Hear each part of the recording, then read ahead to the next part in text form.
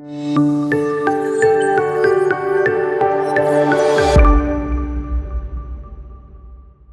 friends, welcome to my channel, and this time our interview would be this is the second episode, and my interview would be in Hindi because the guest speaker today is fluent in Hindi, so I am trying to make it in Hindi. If there are any mistakes in my Hindi, please forgive it, and please do comment how to improve my Hindi.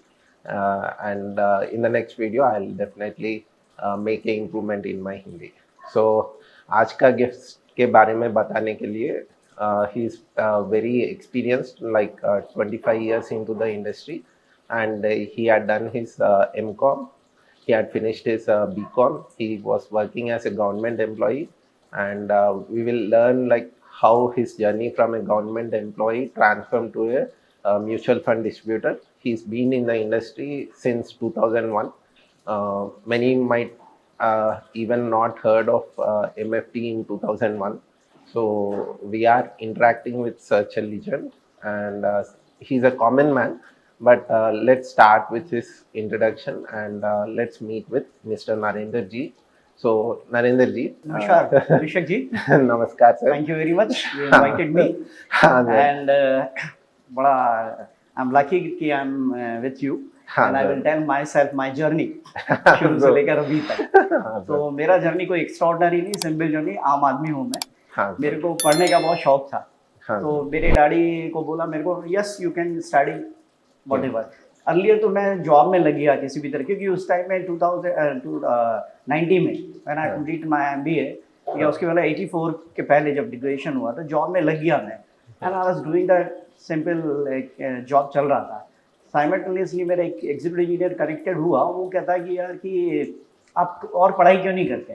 हाँ sir. तो मैंने कहा ठीक है पढ़ाई करेंगे तो क्या करो, एमबीए करो. एमकॉम कर लिया है. तो मैंने कहा ठीक है एमबीए कर लेते हैं. एमबीए करने के बाद मेरा दिमाग कुछ ज़्यादा चलने लगा, क्योंकि मैनेजमेंट वाली चीज़ें उसमें सीख ली मैंने. हाँ. अब इत्तेफाक से वो जॉब कंटिन्यू हुआ. Then I was continuing my job. तो असाइनमेंट से मेरे डैडी मम्मी के असाइनमेंट्स, जो उनका क्या बोलते हैं सिस्टर का marriage and pension and domestic work थे. तो डैडी मम्मी बोलते थे नहीं गवर्नमेंट जॉब है, यू कांट लिव दैट, हमारा क्या होगा. आई टोल्ड देम कि ठीक है आपका असाइनमेंट पूरा करता हूँ मैं, एंड उसके बाद मैं स्टार्ट करूँगा, गिव मी परमिशन. वो कंप्लीट करने में मेरे को 10 years लग गया. Then I got chance and 2000 में settle in Hyderabad and start किया अपना जर्नी. 1 साल जॉब किया, लेफ्ट द जॉब. अब करें तो क्या करें, जो पढ़ा वो पढ़ाते हैं. I started my printing A visiting card and explain that marketing, advertisement, finance, investment. शुरू में कई कंपनियों से एसोसिएट हुआ, कंपनी का मेरे से एसोसिएट हुई. Then start working. 5 year का स्ट्रगल था. उसके बाद फाइनेंस का नॉलेज था, कम्युनिकेशन स्किल बहुत अच्छा था, लोगों को कन्विंस करने में एक्सपर्ट था. I feel that I can talk in जंगल में शेर भी. तो वो एक जोश था, एकदम था. कई लोग सुनना भी पसंद नहीं करते, तो स्टार्ट करता था और कंटिन्यूटी बनी रहती थी. इवन 5 घंटे तक लेक्चर देता था. इस तरह से मेरे इंश्योरेंस में आया, इंश्योरेंस में काफ़ी मज़ा आया. फिर न्यू इंडिया में आया, फिर और भी कंपनियों से कनेक्ट हुआ, धीरे धीरे चला. म्यूचुअल फंड इंडस्ट्रीज में भी आ गया 2005 में. क्लियर एग्जाम नहीं हुआ तो then I stop that, and फिर एक चांस मिला, देन आई स्टार्टेड. तो मुझे फाइनेंस में आने में ये लगता था कि लोगों को करोड़पति बनाना है. हाँ. अब करोड़पति बनाना तो कैसे बनाना. हाँ. इंश्योरेंस में तो इन्वेस्टमेंट नहीं है, वो तो इंश्योरेंस है, सिक्योर होता है आदमी. तो मैंने सोचा नहीं यार इंश्योरेंस नहीं, म्यूचुअल फंड में आओ. म्यूचुअल फंड में स्टार्ट किया. देन मेरे को म्यूचुअल फंड का काफ़ी कुछ नॉलेज आई है, और नॉलेज में सिंपल म्यूचुअल फंड के बारे में सारी चीज़ें नहीं बताता. देन लोगों को करोड़पति कैसे बनना ईजी बताता. वही सेविंग 5,000 रुपये करो, एंड 25 years में 12, 15, 20% में 1 करोड़ से ज़्यादा ही बनेगा. That I simple make a crorepati. हाँ, तो बढ़िया है सर. आपका बैकग्राउंड तो बहुत सिंपल बात में बता दिया. तो अभी सर म्यूचुअल फंड इंडस्ट्री में बहुत रेवोल्यूशन आ गया. पिछले महीने आप देखें तो न्यूज़पेपर्स में 60 लाख करोड़ का इन्वेस्टमेंट आया. म्यूचुअल फंड इंडस्ट्री का वैल्यू इतना बढ़ गया. तो बहुत सारे जने, यंग जनरेशन होने दो, रिटायरमेंट में आने वाले बंदे होने दो, कोई भी होने दो, मार्केट के अंदर आजकल एफडी से ज़्यादा म्यूचुअल फंड की तरफ इन्वेस्टमेंट करने के लिए कोशिश कर रहा. तो आपसे जानना चाहता हूँ कि अभी 25 साल से 35 साल का बंदा कैसा करे, क्या करें, म्यूचुअल फंड में इन्वेस्टमेंट करना रेगुलर करना है उसको, नहीं तो डायरेक्ट करना है, क्योंकि ये तो बड़ी बात हो गया सर मार्केट के अंदर। सब जने यही पूछता, अरे भाई रेगुलर करने से मेरा 1% तो चले जाते हैं एक्सपेंस रेशियो में, रेगुलर क्यों करना। तो एक छोटी सी ब्रीफ दे दो सर। 25 साल से 35 साल का बंदे को रेगुलर में करना है, नहीं तो डायरेक्ट में करना है। 1% बचावट के लिए डायरेक्ट में जाना है, नहीं तो रेगुलर लिए तो क्या बेनिफिट है सर, और कैसे सेविंग कितना परसेंट करना है, क्योंकि हर एक बंदे का सैलरी एक नहीं होता, 2 लाख का बंदे भी होगा, 25,000 कमाने वाले बंदे भी होगा। तो आपका स्केल ऐसा रहना कि 25,000 कमाने वाला कितना सेव करना आज के दिन के लिए, और 2 लाख का बंदा भी कितना सेव किए तो अच्छा है SIP के। सबसे पहले तो आपने पूछा डायरेक्ट करना और इनडायरेक्ट करना है कि नहीं। डायरेक्ट करना लाइक मर्सिडीज खुद चलाना। हाँ sir. Everybody like that Mercedes beautiful car, luxury car, I can drive it, but nobody can comfortably drive it. Experienced driver can drive it. और मर्सिडीज आ गया है, सो मेनी इलेक्ट्रॉनिक फंक्शंस है, he will not B feel comfort. वो गाड़ी को संभाल के चलाएगा, इधर देखेगा उधर देखेगा, प्रेशर में चलाएगा, डेस्टिनेशन सही नहीं पूछा, सडन लगेगा तो गाड़ी को स्क्रैच नहीं लगना, ये नहीं लगना, he will discomfort, journey will not be discomfort like that. Direct करना means he has to collect lot of information of the mutual fund के बारे में लेके आना है। और म्यूचुअल फंड की इंफॉर्मेशन लाना तो वही हुआ कि गड्ढा खोद के पानी निकालना और गड्ढा खोद के पानी निकालना पीना इट टेक्स टाइम। बहुत कुछ इकट्ठा करना पड़ेगा तब जाके वो सेटिस्फाइड होगा। और इनडायरेक्ट करने से ही कि सिंटेक्स की टंकी में पानी भरा हुआ है, just you have to open that. या मर्सिडीज कार को चलाने के लिए ड्राइवर को हायर किया, उसको इंस्ट्रक्शन लेना, यहाँ जाना, ये करना, वो करना, then he will comfortable. Brake लगाएगा तो रुकेगा, स्पीड लेना तो स्पीड लेगा, लेफ्ट राइट जो भी करना है डेस्टिनेशन पे गारंटी के साथ। सेम एक अगर आपका एडवाइजर मिला, डिस्ट्रीब्यूटर मिला, तो आपको क्या करना क्या नहीं करना, ही विल एडवाइस करेक्ट। हाँ। और उसकी वजह से उसकी जर्नी, जो फाइनेंशियल जर्नी है, जो स्टार्ट होती है 25 से, जैसे आपने बोला 25 साल के आदमी के लिए क्या करना। अब 25 साल का आदमी जो है जॉब के लिए आता है, उसके पास बहुत सारे प्रेशर रहते। सबसे पहले माँ बाप बोलते कमाओ बेटा, इतना कमाओ अच्छा है। अब कमाता है, फिर करो खर्चा बेटा कि गाड़ी खरीद लो, मकान खरीद लो, शादी कर लो। 3 असाइनमेंट बहुत सारे आते, अब उसी में घूम जाता, कभी प्लानिंग नहीं कर पाता, कभी सोच नहीं पाता। और 25 साल से 30 साल आता, दैन उसको दिमाग में आता कि कुछ करना, और मेरे हिसाब से 5 साल वेस्ट कर देता वो। तो उसको 25 में भी अगर जो भी इनकम कर रहा है 50,000 कमा तो 10% भी बचाता है 5,000 रुपये। एक 25 साल का 50 साल में रिटायरमेंट टारगेट लगा लेता है, या एक 60 लगा लेता, तो 5,000 भी 25 साल के लिए जमा करता है वो, तो मिनिमम 1 करोड़ गिरी से गिरी हालत में 10-12% में बन जाता है।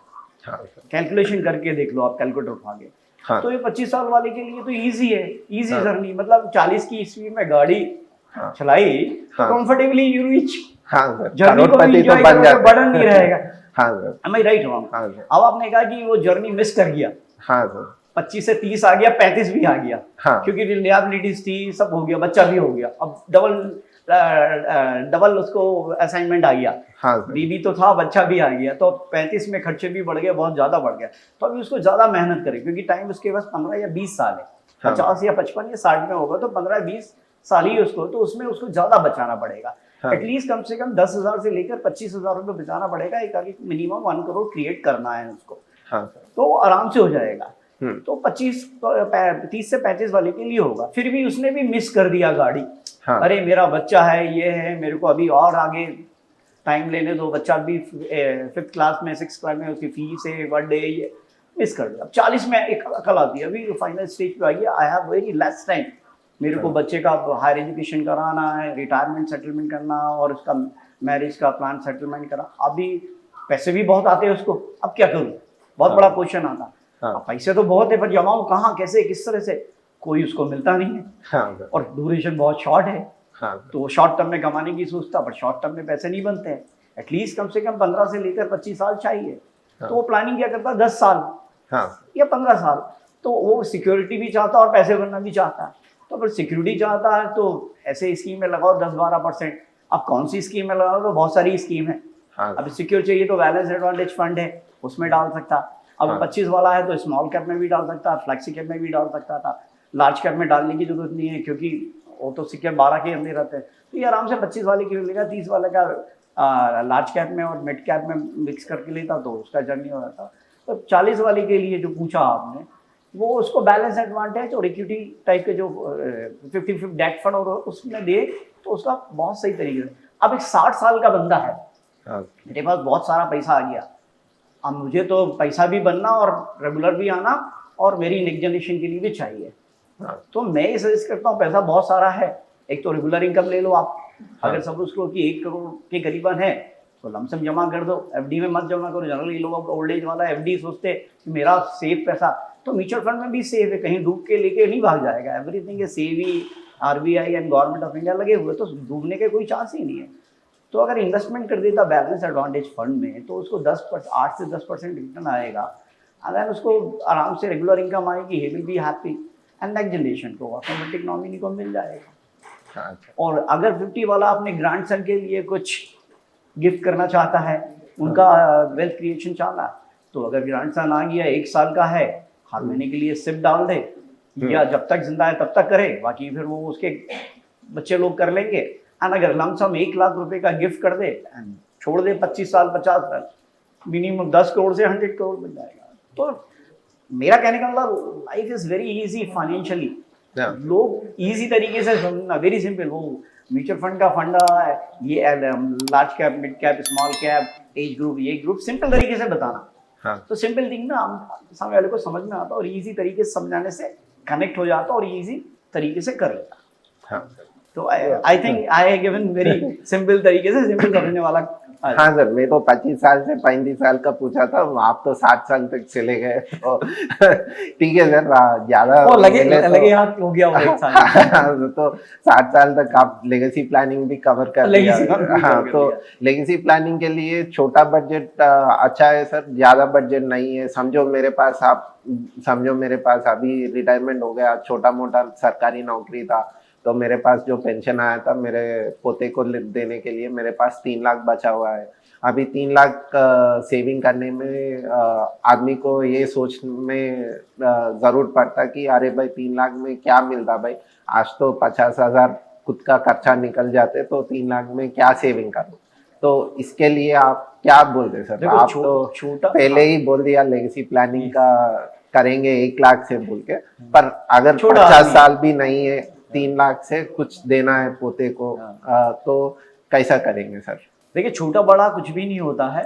हाँ सर। बूंद बूंद से सागर बनता है, कौवे की कहानी सुनिए। पानी झड़ाक पड़ता पीने के लिए किया। हाँ। तो अगर छोटा उसको 3 लाख रुपए भी है, अब उसको लमसम जमा करना, लमसम कर सकता है, या तो फिर उसको हमारे पास बैलेंस एडवांटेज फंड में डाल के रेगुलर इनकम कुछ ले सकता है वो, और उसको री इन्वेस्टमेंट कर सकता है। अच्छा। तो वो एक तरह से साइमल्टेनियसली होगी, प्रिंसिपल भी उसके हाथ में, मनमुट्ठी लाख रुपए की उसकी है, और मनमुट्ठी उसकी लाख रुपए की फाइनल, उसको वेल्थ क्रिएशन के लिए सिप डाल दिया। सडनली कुछ इमरजेंसी आ गई तो वो पैसा निकाल सकता है। हाँ। जब तक जिंदा है तो उसको फाइनेंशियल सिक्योरिटी है। हाँ। तो वो उसको एक फायदा है। हाँ। तो मेरे हिसाब से छोटा बड़ा कुछ नहीं, आदमी की कैपेसिटी कितना पैसा, पैसा छोटा बड़ा नहीं होता, अमीर गरीब कुछ भी नहीं होता, पैसा पैसा होता है, उसकी वैल्यू होती है। अब वो छोटा आदमी है तो उसकी छोटी वैल्यू होगी, छोटा खर्चा होगा, बड़ा आदमी है तो बड़ा है। हाँ सर। तो नथिंग डिफरेंस। म्यूचुअल फंड तो 500 रुपए वाले के लिए भी, 100 रुपए वाले के लिए भी, और 1 करोड़ वाले के लिए। तो छोटा बड़ा कुछ भी नहीं है, सामने वाले को कितना चाहिए, कब चाहिए, कैसे चाहिए। हाँ sir. I think I given A satisfactory reply.